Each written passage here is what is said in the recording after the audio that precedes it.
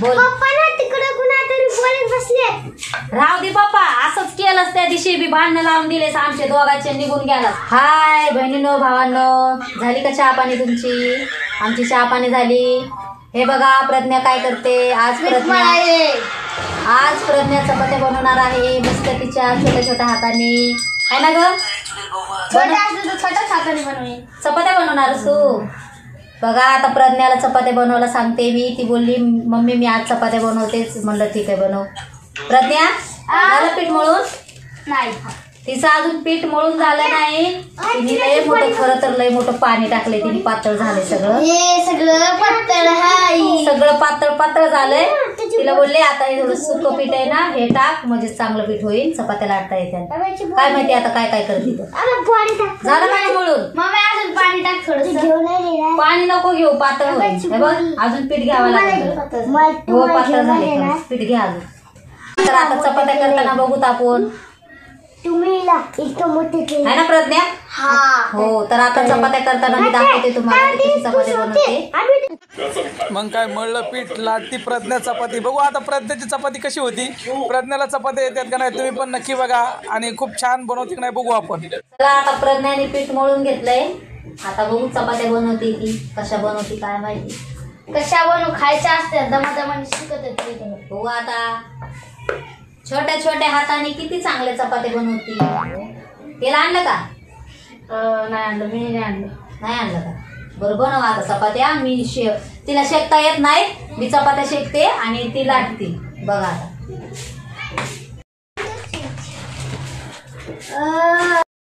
पप्पा तिथे वड्याच्या पायांना बोलते. तर शान असतो. अरे गप्प रे, मागं तोंडी या. जाऊ दे बरं दादू, काय बी सांगा जाऊ नको मला. हा तू असंच करतोस, आमचे भांडण लावून देतोस फोन.